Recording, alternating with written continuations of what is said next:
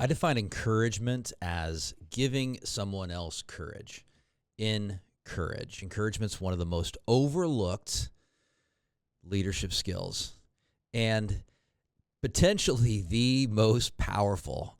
We want to be around people who give us more courage that oozes out of them and it spreads to us. And most leaders think encouragement is optional. It's soft. It's something you do after you get the results. So they land the big deal and then you encourage them. But in reality, encouragement is often what creates the results. It shapes people's confidence so they can go out and get results. It enhances the culture. It creates more engagement. When people are encouraged and feel encouraged, they get more excited about their jobs, excited about taking bold action. And encouragement is what creates long-term solid performance. So today we're going to unpack what encouragement really is, what leaders get wrong about it, and how you can apply it immediately in your workplace without lowering your standards, without avoiding hard conversations. And this applies to your family and friends and community as well. So if you lead people, which all of you do because leadership is influence, and you want to grow, you want to stay engaged, you want to bring out the best in other people, then this conversation matters.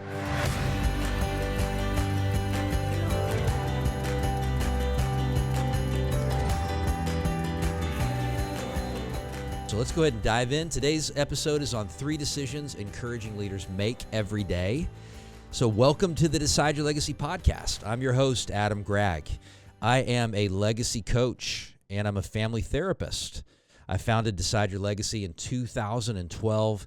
And we at Decide Your Legacy help leaders and their teams face the issues that they're avoiding, take productive action, and make progress that sticks, progress that transforms. From my point of view, everybody's a leader. I don't care if you're 13, listening to this podcast in the car with your dad on the way from volleyball practice. You have influence over your friends. You have influence. People are watching your behavior. You're influencing your teacher. You're influencing kids that are younger than you. You're influencing your siblings. You're influencing your parents even. I took a brave action recently, and I want to share one. And not that I'm always brave, because I'm definitely not. But what I did is I worked out on Saturday, and then after that I thought, you know what, I haven't really socialized a lot today, and I need to go out and get out. I didn't have anything planned with my friends that night. And so what I did is I went to this place called the Humidor. It's like a cigar bar. And I didn't have a cigar, but what I did, I sat in this area, like these 2 couches with a coffee table, and nobody was there. And I'm like, I don't want to take up that seat because it'll get crowded. Other people will want to sit there. But then I said, well, I'm just going to sit there and see who else sits there. And so, and I told the bartender deal that, anyone can sit here. I'm not meeting anybody. I'm going to meet people I don't know, basically. And so some people came and sat there. It was a double date. 2 people, there were 2 22-year-old girls and then 2 24-year-old guys. And we had a great conversation for like an hour, watching the 49ers get their butts kicked by the Seahawks. But it was pretty fun. And it was a risk because it was kind of embarrassing, because people could think well, don't you have your own friends? And I'm like, I was thinking in my mind, I'm not going to be insecure about that. I'm just going to meet some new people. People, as we go through this topic too, I'm going to share some personal stories. It's going to be fun. So people misunderstand encouragement, and this costs them greatly because there is opportunity that you're not tapping into because you're not being encouraging. And when you think about it, you have opportunities to leave people feeling better about the interaction or worse about the interaction. You can be that guy who leads, that gal who leads, by making it your intention that they feel better about the interaction when it ends. In my life, I can think of so many situations, but I'll share a specific one where I've been very discouraged, and even a stranger or somebody that I'm close to has given me courage because of how they've interacted with me. So I get pretty anxious when I do something new, like I launch a new product or I launch a new type of service with Decide Your Legacy, and I want to procrastinate. I want to perfectionate. I want to just wait. And so people that know me, they can pick up on the fact that I just need somebody to give me a nudge. Like, you got this, Adam. Like, you can You can do this. You've done it before. You're going to learn from the experience, so just get it out there. And so friends like Troy and Jason and Kendall and my friend Ben almost every day, they say things I need to hear. And that's encouragement. And it may not be what I want to hear. But it's encouragement. And doesn't mean that something is not encouraging because you don't like hearing it. No. The people you can trust the most in life are willing to say the things you need to hear but don't want to hear. And it's going to give you courage when you hear it. And they're brave enough to say, hey, I'm going to say it anyway, even though I'm going to get resistance. People, they make excuses to not encourage other people. I mean, they're uncomfortable because it is a courageous conversation to give somebody that affirmation. It is a courageous conversation to give somebody appreciation because they could reject it, because it might not go well, because they might not receive it. You don't know what the outcome's going to be. It is one of those things where you're letting go of the outcome in order to give somebody, even just sending them a text saying, thinking about you today, or a scripture verse, or a meme, or something that reminds you of them, a picture, which, by the way, I've had a great time doing some funny stuff with my family recently, sending them encouraging things that irritates my mom a little bit, but it's a lot of fun. So busyness gets in the way, and just blind spots that you don't see how you're missing opportunities. You're not self-aware enough as a leader to see that, you could make a huge difference here in this interaction, and you're not doing it because of your own fear. And it's all fear. I mean, people fight me on that all the time. I have clients that fight me on that all the time. I don't have any fear. I'm not afraid. Yes, you're afraid. And that may be what they need to hear for me to be able to encourage them. We're all afraid. Everybody's afraid. Everybody's afraid. Some people just don't admit it. A lot of people just don't admit it. So the first decision that leaders make to be more encouraging is they reflect on it. And they not only reflect on it within themselves, but they reflect on it related to the people in their sphere of influence. So they see people they work with every day, and they start to intentionally make a list, mental or physical. I'm a fan of physical lists, of how I can encourage that person. They channel their energy into realizing there's specific ways that that person can be inspired by your interactions with them. And they do it over time. They do it. So that's the first thing to challenge you to do today, is to think about your coworkers that you lead, the people that you interact with every day, family included, the people that you could interact with more. Start making a list. Just start putting their names down. And just that one action that you're saying, I want to encourage these people more, by making that list, you're going to start encouraging people more, because the brain's an amazing thing. It does what you tell it to do. It does what you focus on. Whatever you focus on the most, you get more of. If you want to focus on being a better encouraging leader, start just focusing on the people who you can potentially encourage in your life, and it'll naturally start coming to you. It won't happen, though, unless you engage it. It does take intentionality. One misconception people have, too, is if I encourage the people I work with more, my team more, it's going to lower the bar of accountability. And so there's this tension point for great leaders, for leaders. Like, it's really, though, that's a question of credibility. Like, if you think that it's either I can encourage somebody or I can hold somebody accountable, then you're way, way, way off. You can express appreciation and gratitude to other people for their performance in some areas, and then you can also correct them or give them accountability to challenge them in other areas. It doesn't nullify the fact that they have growth areas because you're giving them praise in one part of their performance when you want to correct another part of their performance. Not at all. And real encouragement is not empty praise, by the way. Real encouragement is going to be specific towards a behavior that you've recognized in somebody else. Real encouragement is going to reference and give an example. In your mind, you may be thinking of it. You have an example to actually reference that you can point out to them. Real encouragement is confidence-building feedback. It's meaningful feedback. It's not just this, hey, good job on the project, or good job for getting the sale. No, it's like, good job for getting the sale, and be specific. With XYZ company, I know that took a lot of effort on your part, because it's a long sales process to close a big deal like that. And you can even follow it up with a question like, what did you do? I mean, like, could be a very encouraging question. And then they can start processing the steps they took to get that deal closed. Encouragement isn't just about how leaders speak. It's about how they see people.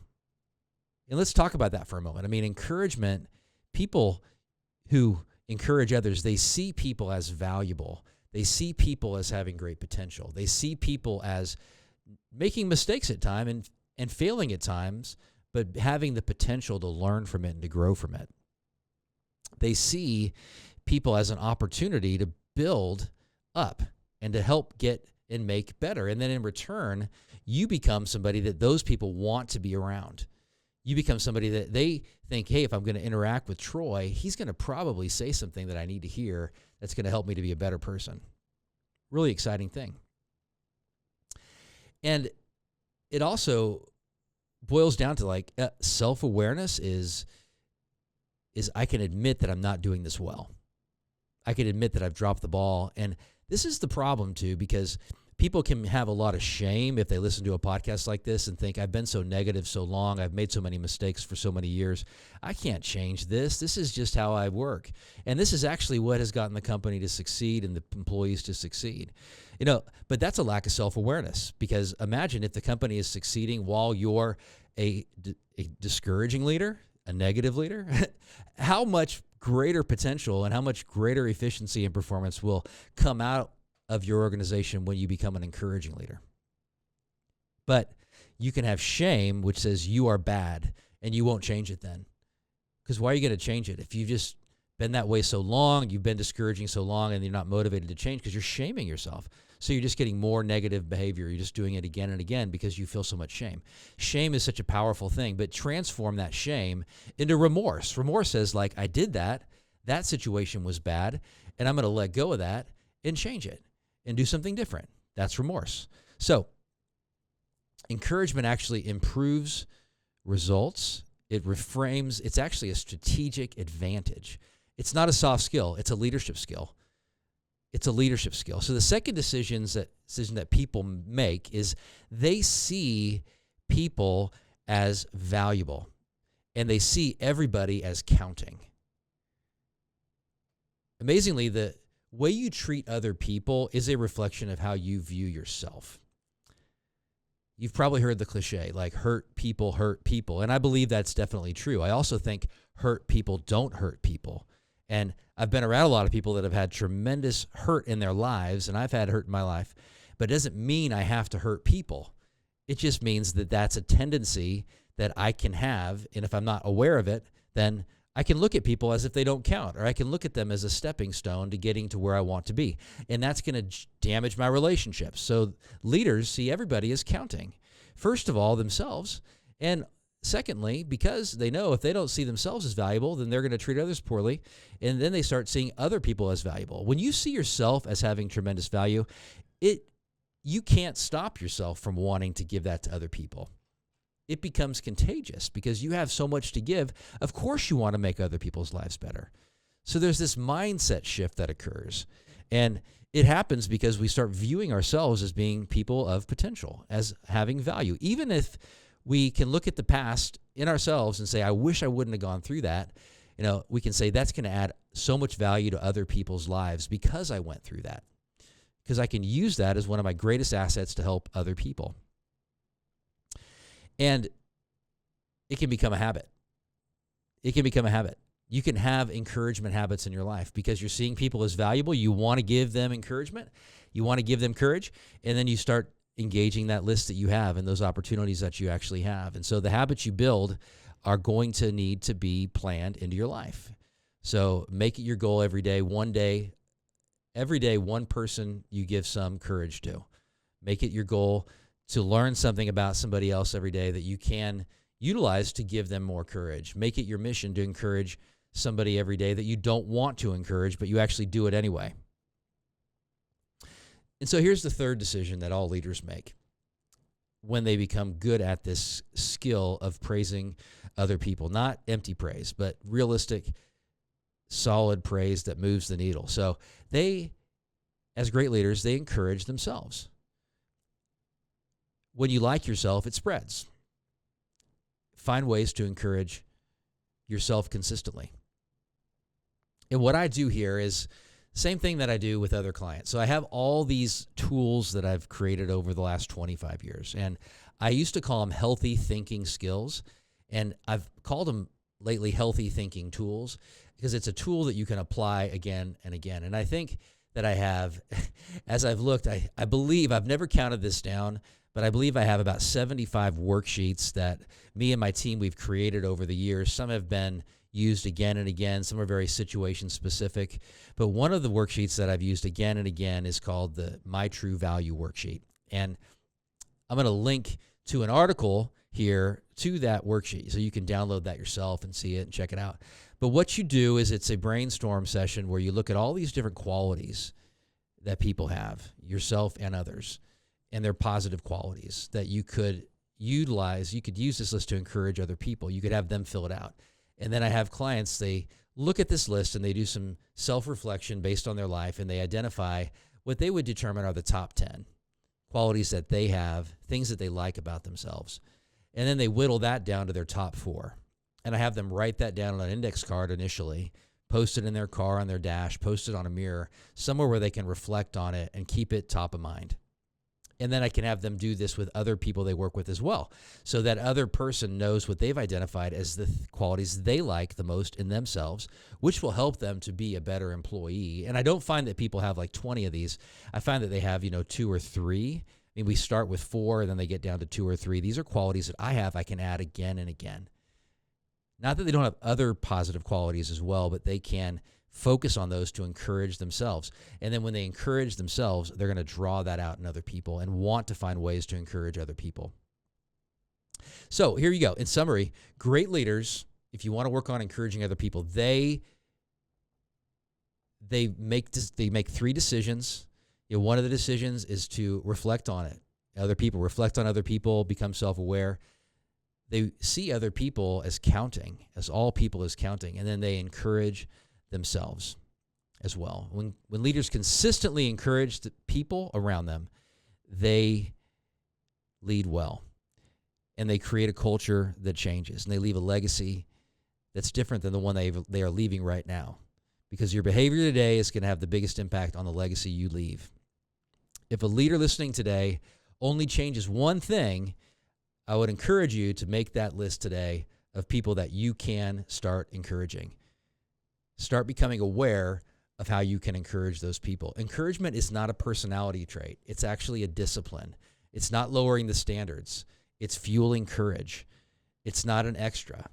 It's an essential. So this week, don't wait for the perfect moment when it doesn't feel awkward. Just choose one person, be specific, be timely, and encourage what you want repeated.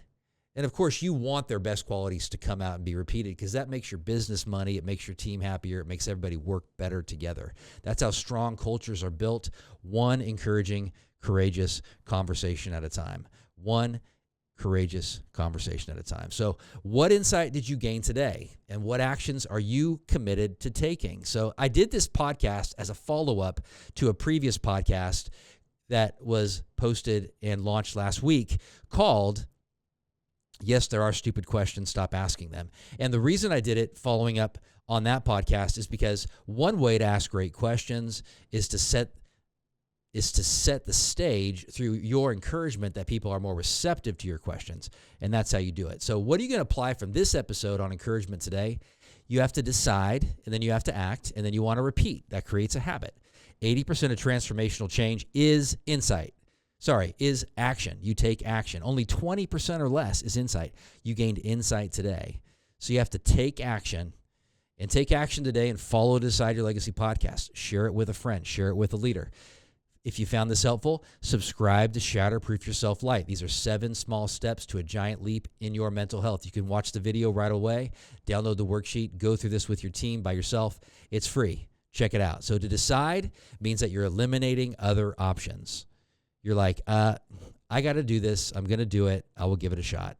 Your legacy is the impact your life has on other people. It's a big deal. And there's no positive change until you decide to change, because your legacy depends on the decisions that you make consistently. I'm going to go ahead and close the way I always do. Make it your mission to live the life today that you want to be remembered for 10 years after you're gone. You decide your legacy, nobody else. I appreciate you greatly, and I'll see you next time.